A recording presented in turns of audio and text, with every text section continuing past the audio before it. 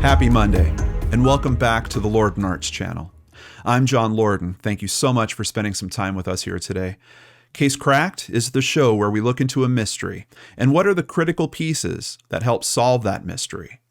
Today's episode is called Last Trip to Lover's Lane. Great Falls, found on the Missouri River in Montana, is a truly wonderful place. This land was originally settled by Native American tribes. Artifacts dating back to 2000 BC are still found today. Rediscovered during Lewis and Clark's Great Expedition, this area offers many outdoor activities such as fly fishing and hiking, but most come to just enjoy its simple beauty. On January 3rd, 1956, 3 boys were out hiking along the Sun River just northwest of Great Falls when they came across a car sitting with its lights on. They saw that the keys were still in the ignition and the ignition switch was on. Beside the car, they found the body of a young male, face down on the ground. His hands were tied behind his back with a suede belt, and he appeared to have died from a gunshot wound. In a panic, they left the area and called local law enforcement. When officers arrived, they found that they had the body of 18-year-old Lloyd Dwayne Bogle. Investigators quickly discovered that robbery was not the motivation for his murder, as his wallet was still with him and had money inside. There was also an expensive camera that had been left in the car. Dwayne had not lived in the area long and had recently transferred from Texas. He now worked as a radio airman with the 29th Fighter Interceptor Squadron at the nearby Malmstrom Air Force Base. Investigators were about to get another twist as news of his death reached the public. The parents of a local girl named Patricia Kalitsky called to report their 16-year-old daughter missing. She and Dwayne had been dating since his transfer from Texas to Montana. They stated that Patricia was not reported missing earlier because she and Dwayne had talked of eloping, and her parents thought that was the reason that she had not come home from their date. Now, they not only had a murder to solve, but a potential kidnapping victim to find. News about Patricia spread fast, and a day later, her body was found just north of Great Falls. She had also been shot. A blood trail indicated that her body was thrown, fully clothed, from the top of an embankment nearby. Patricia and Dwayne spent every free moment together. The Kalitsky family knew that soon Dwayne would be transferred overseas, and that was one of the reasons the couple spoke of eloping. Sadly, they would never get the chance. The night of the murder, the couple had left the Kalitsky residence at about 8 p.m. and drove to Pete's Drive-In for a sandwich. Employees at the drive-in saw Dwayne and Patricia there just after 8. They were alone in the car, and they left at about 9 p.m. Based on the location of the bodies, it's believed the couple traveled to a local lover's lane. The couple's autopsy showed that both had died from a single gunshot wound to the head. Investigators believe that they were accosted while they sat at the lover's lane. Dwayne was taken from the car. His hands were tied behind his back with his belt, and he was made to kneel while Patricia watched. Dwayne didn't die immediately, but hours later. Patricia was taken about 7 miles away before she was killed. There were no signs of a struggle on either body. A bullet was not recovered from Dwayne's body, and only fragments were found in Patricia's, leaving them unable to make a comparison. At first, it was thought that more than one man had committed the crime, but they could find no evidence at the scene to corroborate this. Friends and family were questioned, but no leads were found. As news of the couple's death spread, money was donated from all over the state, going toward a reward that was offered for information leading to an arrest. At the Air Force Base, one airman was questioned about an argument he had with Dwayne 2 days before the murder. Nothing incriminating was found, and the airman was cleared. 2 witnesses came forward, independent of each other, and each was claiming to have witnessed the murders. After 10 hours of questioning, both accounts were found to be false, with one of the informants saying, "I was lonely and wanted someone to talk to." A man who had been in the area was questioned after he confessed to a kidnapping and murder that happened the year before, in which his supposed victims were found in much the same way as Patricia and Dwayne. He too was cleared. Items that were thought to be clues as well as Patricia and Dwayne's clothes were sent to the FBI's lab to be tested. but nothing of value was found. The young couple's case eventually went cold, although it was never forgotten. Different investigators tried working the case throughout the years, but no one could come up with anything new. That was until 1988, when Detective Phil Madison was assigned to the evidence room at the Cascade County Sheriff's Office. In 2001, he came across a vaginal swab that was taken during Patricia's autopsy and sent it to Montana's State Crime Lab for analysis. On it was found a single sperm cell, and it was found not to belong to Dwayne. In the years that followed, that sample was compared to about 35 men, including James Joseph Whitey Bulger Jr. All were ruled out as suspects. By the time Detective Madison retired, he didn't think the case could be solved. Quote, "A lot of different people had a turn at this, and we just weren't able to take it to conclusion," he said. In 2012, Detective Sergeant John Cadner was assigned the case. It was his first cold case, and the first thing he was assigned to do was to digitize the entire file, which took months.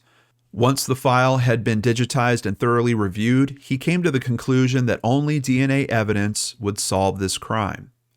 A few years later, genetic genealogy was discovered, and investigators saw a possible end in sight. In 2019, their DNA sample was sent to an independent lab to be re-examined, and the next year, it was uploaded to genealogy websites. This finally led them to a man named Kenneth Gould. At the time of the murders, 29-year-old Gould lived just a little over a mile from Patricia's home with his wife and children. He was also known to ride horses in the area. After the murders, he sold his Montana property. The family moved around different parts of the state until 1967, when they moved to Missouri. He had no criminal history and was never considered during the initial investigation. No connection to the couple could be found, but the DNA was definitely from him. All investigators needed was a fresh DNA sample for comparison to close the case, but Gould had died in 2007 and he was cremated. Detective Cadner now had to ask his surviving children for that sample. Quote, "I wasn't sure how they were going to react when I come to them saying, 'Hey, your dad's a suspect in this case,' but they were great to work with," Cadner said. One of Gould's children agreed to the test and provided the sample, which proved a familial connection. When the woman was told about the match, she didn't try to proclaim her father's innocence. According to Cadner, she basically said, "Sometimes you just don't know everybody else's secrets." When the Bogle and Kalitsky families were finally told what had happened to their loved ones, they were happy to have answers, but at the same time, they found it was hard to deal with the deaths all over again. More than 60 years is still not enough time to heal those emotional wounds. For everyone involved, it was truly a bittersweet case cracked. I would like to thank lawandcrime.com, NPR.com, newspapers.com, Wikipedia, and the Great Falls Tribune. Of course, the biggest thank you goes to Christy Arnhart for researching and writing up today's case, and here she is to discuss it with us now. Well, Christy, as I see it with this story, there is a really big upside, and there's another side that is really heartbreaking. Let's start with the good. I think it's amazing that genetic genealogy is solving these cases like this.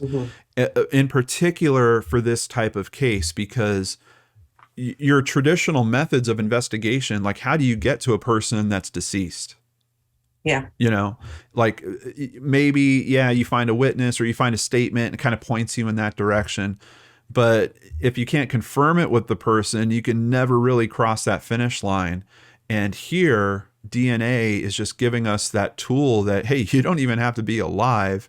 They can line that up. Now, I know legally, like for the charge to go through, I saw in the notes you sent that they would have needed a one-to-one comparison, that basically the family comparison wouldn't have been enough. But for the families of the victims, to know the truth of what happened, I think is important as well. But and this was according to NPR. Detective Sergeant John Cadner, who took over the case in 2012, said that as far as he could find nationwide, this is the oldest forensic genealogy case that's been solved. It might be. I can't think of one that really hit 60. I know I've heard 40 Mm-hmm. years. Um, it might be. It might be. And it's interesting because you have all those other elements where um, if you go looking into something like this and that much time has passed, witnesses have passed away, Yeah. information or evidence in particular can degrade to the point where it's not useful anymore. And Um, that's another thing. I found it amazing that they still had evidence after all those years. It is. It is. And that it was handled properly so that they could rely on the results of that test. I'm Yeah. actually prepping a story right now for the Seriously Mysterious podcast where they have a bunch of evidence and it happens back in the 1960s. But by the Mhm. time it gets to the point where there's an investigator that's like, hey, we can use that and we can run some DNA tests on it, the evidence had been handled by students, press, like all these different organizations that wanted to come and learn about the case. Effectively Mhm. they were handed the evidence and like, oh, here you go. Here's the piece of buckskin jacket that has blood on it. So at that point, a judge literally rules and says, you can't even try to test it because the possibility for cross contamination is so high that the results are likely going to be invalid anyway. Oh, that just makes my heart hurt. Yeah, so there is something to be said, yes, for the evidence making it through and being preserved in a way that they can use it, but Hmm. also in the handling of it. And I'm pretty sure that I'm sure that things have already tightened up since the 1960s in terms of Oh, handling yeah. that type of evidence. Although I remember the case cracked we did several weeks ago with the can and Yeah. the can and the towel being handled by the psychic. Yeah. Same thing. So I'm pretty sure we're going to see less of that as we go forward. Thank goodness. Yeah, yeah, yeah. How about we don't let psychics touch evidence anymore? No, Let's make that a law. no, that's not good. So that's the upside. The real downside for this, first of all, we heard it at the end of the story about the family kind of being tore up about, hey, they're being taken back to that place of pain from Hmm. 60 years ago. Just even hearing, the development. Now, is it the type of development you want to hear? Hey, we think we found the guy. Absolutely. But then hearing that the person isn't around any longer, I don't know. For me, I would just be really struggling with that because I don't know what justice is in that case. And I think it really comes down to your definition of justice. Yeah. I know a lot of people would just be happy to have that sense of closure. A lot of people, I would imagine they would have to come to terms with what had happened to some degree, because if you don't, it erodes your life. Yeah. It takes a lot from you. Well, that's what's kind of unfortunate about it in a way, because I think people do come to terms in some way, especially with a case this old. I mean, we're talking, this is a generational pain that has Hmm. now gone on at this point. You've got like grandkids that are hearing about this. Oh yeah, I had a potential great aunt or great uncle that got murdered back in the 1960s. So it's kind of a different type of long-term pain, but that can really resonate through a whole family structure. Oh, yeah. So to have it kind of brought back up like that already when it's been kind of settled out, maybe for the younger generation, they kind of know their story or their version of it, and that's Yeah. just what it is for them. But now there's a new big significant twist in terms of that development and all the press that comes with that. Now there's articles being written about it, people on YouTube talking about it. Like Yeah. it's really, I think the pain is one part of it. And is that enough for the benefit of knowing the truth? I think most families would say, yes, we want to know the truth, Yeah. even if it comes with that. But you never know. On a person-to-person basis, that can be different. And if there is any justice that I see in this, maybe it is that Gould's family knows the truth. It could be that I've seen that happen. I think a lot of people, particularly that have families, that have children, want Hmm. to extend their legacy, extend their name, be known for leaving an impact on this earth in some way. Yeah. And, for a truth like that to come out, maybe that is justice that his family, I don't, but, it's not like they deserve the pain of what he did either. Yeah.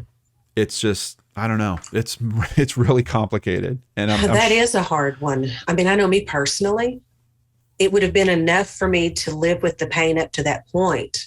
And then to find out they know who it is, but they don't know any of the circumstances, that would haunt me to the grave. I'd have to know.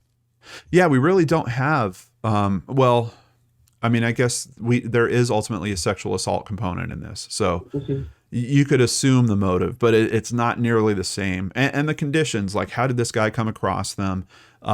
It's just not nearly the same as they put him through trial. These details are brought out. You know, the prosecution puts their story together, and the family gets to, in some cases, you know, see that person actually on the stand speaking for it. If not, they at least get to be in the room while that person has to watch all this information come out about what they potentially did to their loved ones. Yeah, the justice in this case is just, it's really, really tricky. And it's one of those that you feel like no matter, nobody's happy. No. You know. And even the line I was trying to go down, like with his family, like I'm not content with that either now. Like it's like what I don't know. What do you guys think? It's tough. Yeah, it's definitely tough. But I want to see what you guys think about this level, truth versus justice in a case like this. Is there ever justice for this family? So please let us know about that in the comments. Oh yeah, I can't wait to see what y'all say. Yeah. All right, Christy, thank you so much for your hard work on this. We really appreciate you. And I've got some other people to thank right now. Thank you, PayPal supporters Jennifer Dixon, Sandy Reed, Angela Welch Sola, and James Reed. If you'd like to support the channel, please visit lordandarts.com. There, you can sign up for Patreon, sign up for PayPal, buy merchandise, or even just buy us a coffee like Candy Bishop recently did. We know that learning about the mechanisms that help support and find justice in these cases is so important to understand the many unsolved cases we also cover, and we really appreciate your support in allowing us to continue doing that. YouTube is regularly demonetizing Case Cracked. We can't do this without you guys, so we truly appreciate you. Remember, you can also get another Lord and Art story every week on the Seriously Mysterious podcast. A new episode is coming tomorrow and every Tuesday after that. Visit seriouslymysterious.com and remember to subscribe on your favorite podcatchers. While you're here, don't forget to hit that bell icon below if you'd like to catch one of our weekly Secret Studio live shows. And of course, I'll be back with a new unsolved mystery for you on Friday, right here on the Lord and Arts channel.